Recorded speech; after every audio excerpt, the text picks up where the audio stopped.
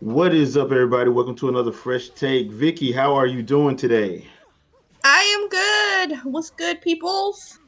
Okay, so you know why you're here. WandaVision, episode 5 recap. There was a lot going on in this episode, and I will say this at the beginning. It has come to my attention that I am in love with trying to figure out what sitcoms they're actually taken from. So this one looks like Family Ties mixed with Growing Pains. I'll give them Yeah. that. As soon as I heard like the song, I was like, as long as we got each other. Like I was thinking, I was like, wait, what? No. I was like, but the song, the melody was Growing Pains, but the video montage was Full House. Yeah, it was Full House, and then like the end was actually Family Ties when they did the whole drawing painting thing. I'm like, okay, y'all killing it with it. I gotta give them that. I'll give them that. So this episode's a little bit different because they actually jump back and forth between the sitcom and what's going on outside the bubble.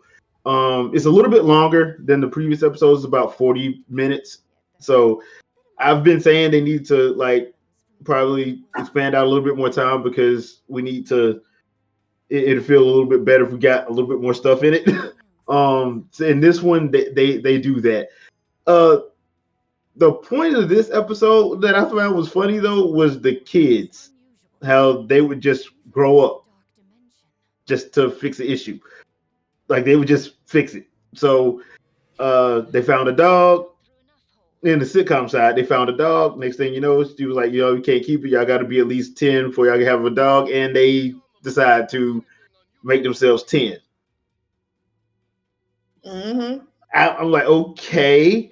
The other thing that I found interesting with this episode too is Vision is becoming more and more like, okay, hold on, something ain't right, and you acting weird because Wanda just starts doing stuff in front of people. She just like, I don't care. Just do it in front of people. I'm like, okay, hold on now. I thought we had discussed this, but we don't, you know, we're trying to fit in. We don't want to show everybody what we can do. And she just starts doing stuff in front of people, especially in front of Agnes, which at some point we gotta figure out what Agnes or who Agnes is. I have a couple ideas. I just don't want to say anything yet because I think I might be wrong or right. I don't know. But Agnes is weird because there's another part in the episode where she pretty much stops and says, "Do we need to start back over? We want to take it from the top?" And you're like, "Wait, what?" And Vision notices it, and Wanda just goes with it. Which, Mm-hmm. which again, I like how they're doing the subtlety of Vision noticing, like, man, okay, man, something ain't right. Something really ain't right, and what the hell is going on here? So outside of that, we have uh Monica is getting checked out. They can't figure out if there's any lasting side effects because they can't get a read on her, which you know is leading into maybe they're trying to say she's came back changed from that experience. Who knows? But they're kind of leaning toward that. The other thing I found interesting with the whole Monica situation was they do bring up Captain Marvel, and she acts like, "No, we ain't talking about that right now." Which Yeah. I found that to be a little okay. Did y'all have a falling out? But she hadn't been on Earth for like decades. So unless that's what she's mad about. Yeah, something, or maybe she didn't come when her mom first got sick, and that's the problem. Yeah, Maybe that was it. yeah, because that they were road dogs. They were best friends. So that probably could be it. I really don't know. I do like what everybody else is saying. I like Jimmy and Darcy, and yes, they need a spinoff. They need an X Files type spinoff. I'm calling it Oh yeah. because I like them two together. They are the banter back and forth is actually nice. I like them two together. Um, the the whole point of the episode to me is showing the breakdown between Wanda and trying to keep everything together. Although I gotta ask you about this. What did you think about that scene when she comes outside the bubble with the drone and basically like, try me again here? No, that was awesome. That was full on. Listen, I have everything I need right here. Leave me alone. I don't need nothing else. I'm not bothering you. I'm not bothering you now. Like, don't make me come bother you. If I come back out here one more time, like this, she's basically. It's very much a Black Mama movie. Yeah. She's like, if I have to come out here one more time because of y'all. But the other thing too is like Monica's boss. That dude is dumb. So Monica is actually trying to.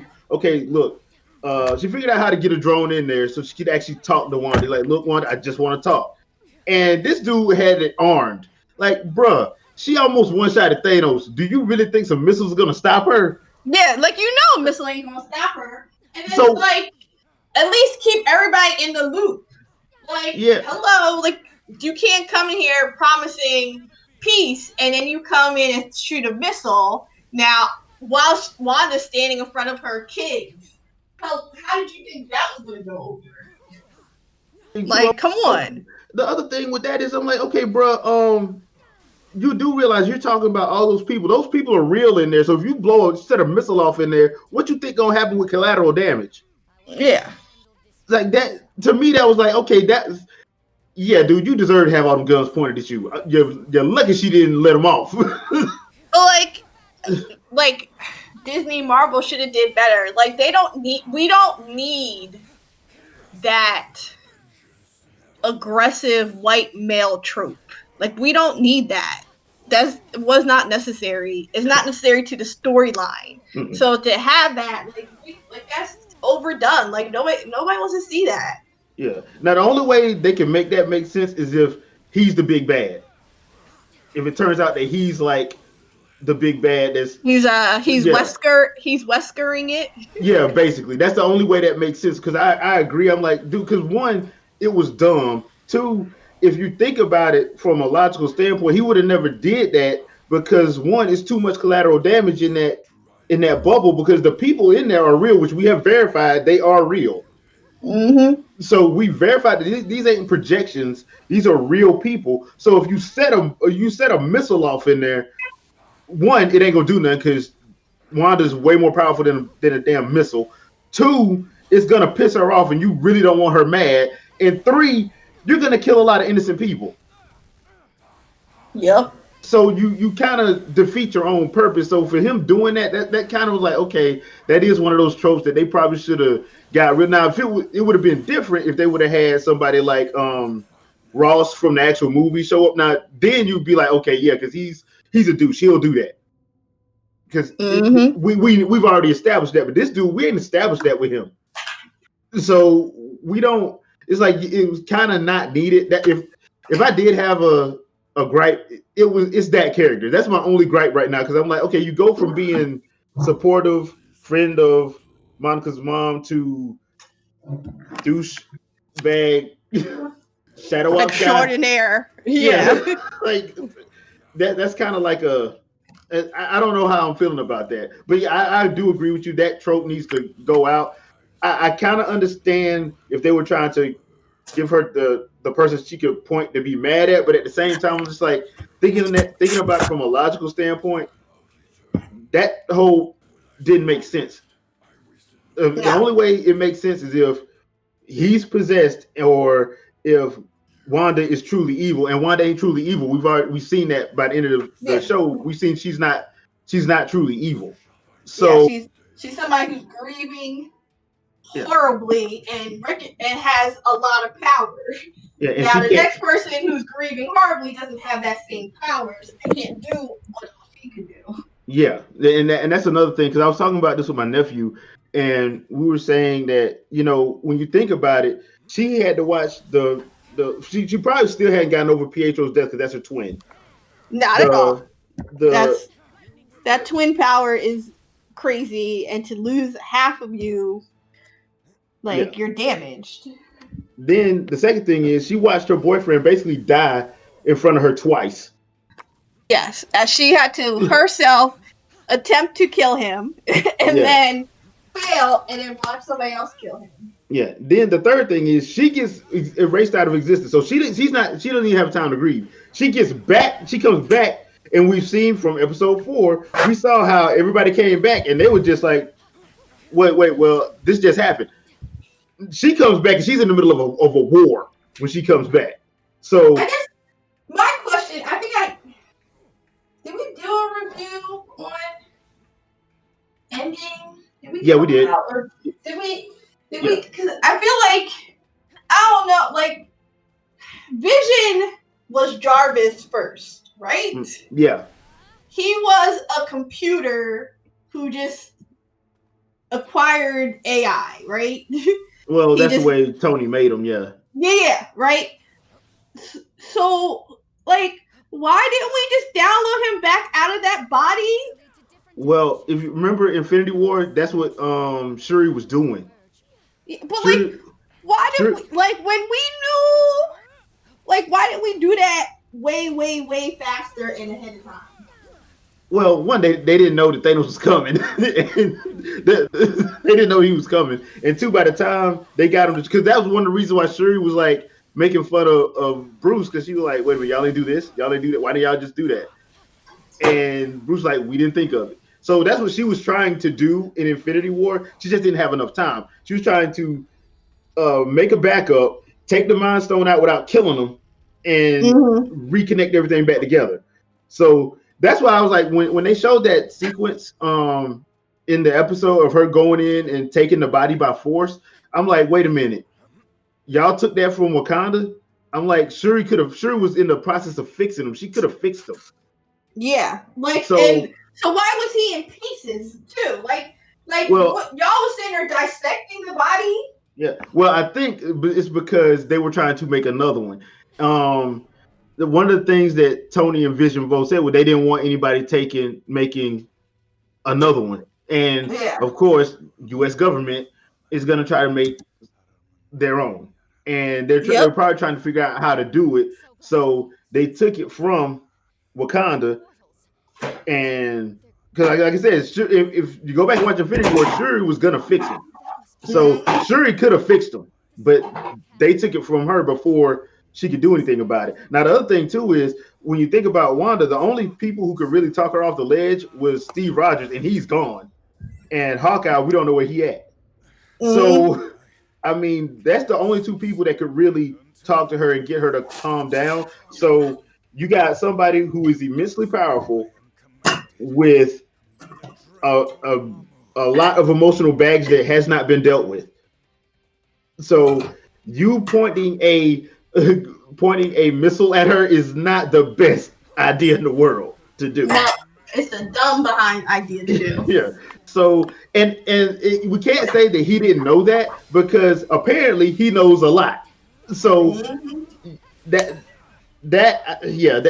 whole sequence, and like I said, the whole sequence as a whole was badass, but the trope kind of like, dude, you stupid. You're gonna get a lot of innocent people killed. So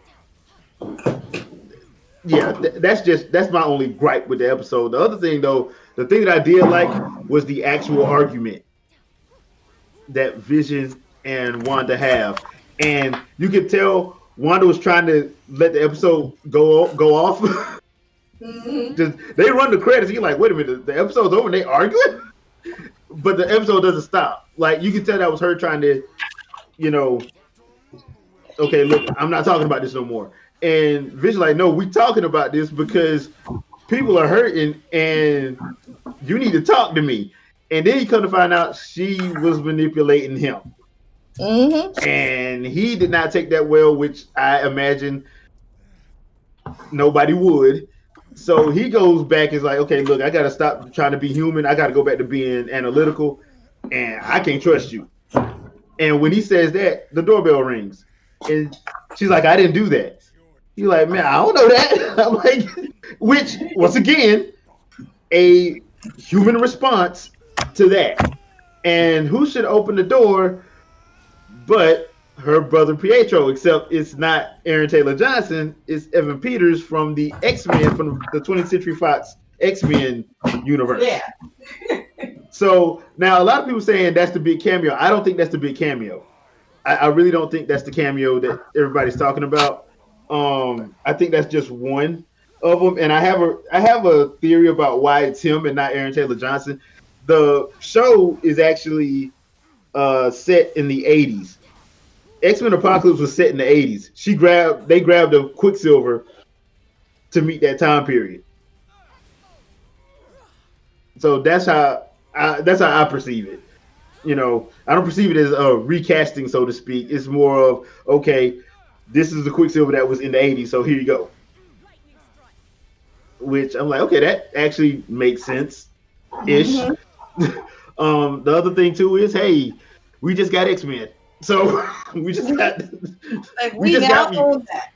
We can do it. Yeah. Now we can do mutants. So this is going to be interesting. The next episode is going to be interesting because that's pretty much how it ends. Mm-hmm. With him coming in, she got this look on her face like, who the hell are you? And Vision like, man, get me out of here. It's like, man, get me out of here because something ain't right. And, you know, something ain't going right. So I'm guessing we're going to the 90s. So Full House next episode?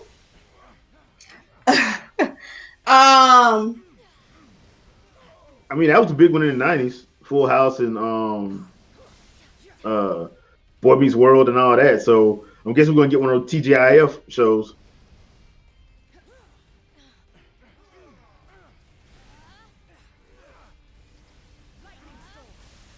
Did I lose you?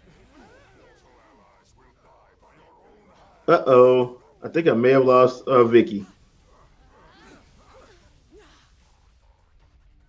Oh, boy. Let's see if we can kick back up in a couple minutes. So, yeah. I don't know where they're going next. I do know that it's going to probably be the 90s. We got, 4 more episodes left because it's only 9 episodes. So this is going to be very, very interesting. Hello? Okay, there we go. So, 90s. Who you think we're going with? Full House or what?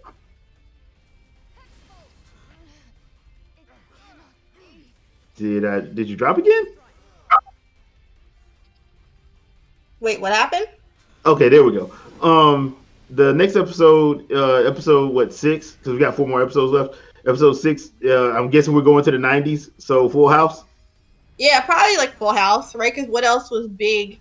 I mean, I don't think there'll be, like they're not gonna do Fresh Prince. Like they're not gonna do a black sitcom. No, they're not doing Malcolm and Eddie. So yeah. Yeah, like they're not gonna do, Family Matters or any of those, which were huge at that time. Or I guess they could do Roseanne. That was big. Home Improvement. That was another big one. Yeah, I'm guessing they are going to probably go with Home Improvement, Full House type deal. Yeah, I mean those were the ones. Especially with Pietro showing up. So yeah, it's probably a Full House, Home Improvement type deal. So yeah. So overall thoughts on the episode?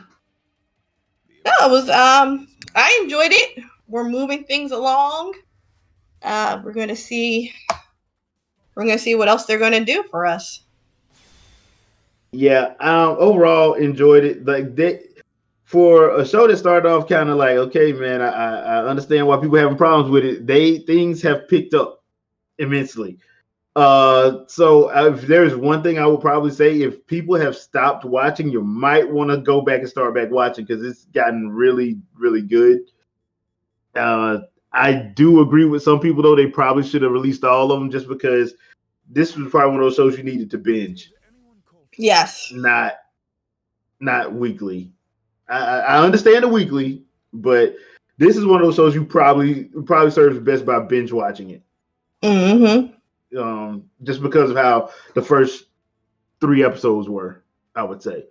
But yeah, I'm enjoying it. They got me looking forward to Friday mornings.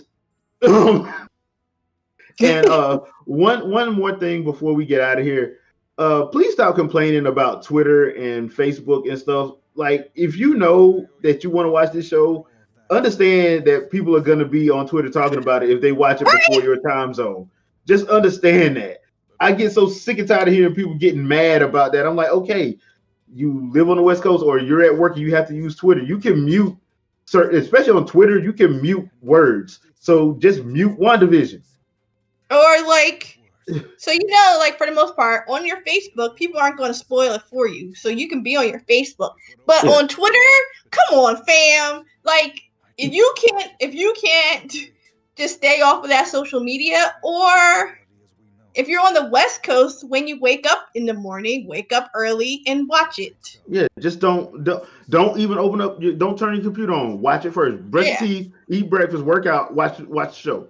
Yeah, like I watch in the morning or I watch mid-afternoon, and I'm all over social media, and I don't know, maybe my algorithms are different, but I never see anything until I go to like what's trending. I don't see anything. I'm only gonna see what my friends post, and none of them are jerks who will post a spoiler. And even if they did post a spoiler, I don't really care. You didn't see how it came about, so it's not the end of the world. That's the thing I tell people about spoilers. I don't really care about spoilers because I'll still have my same experience watching. It doesn't bother me. I don't understand why it bothers people. But once again, if it's a surprise, that's fine. But understand, it's social media. If you have to be on social media for work, fine. Okay, here's what you do. You mute, especially if you're on Twitter, you mute WandaVision if you don't want to know. Then nothing's going to come across with WandaVision on your feed. That way you don't have to get mad. But other than that, I'm like, the only thing I can tell you is don't turn your computer on until you watch the episode. That's the only thing I can tell you. But other than that, I enjoyed it, even with the addition of the Fox version of Quicksilver. So this is going to be very interesting how this goes about in the next episode. We got 4 more episodes left, so 4 more. So leave your thoughts. Let us know what you think is going to happen. Who do you think the big bad really is? I'm thinking it's probably Mephisto at this point. But yeah, leave a comment. Let us know. Thanks for watching, and we'll see you guys next week. Peace out, peeps.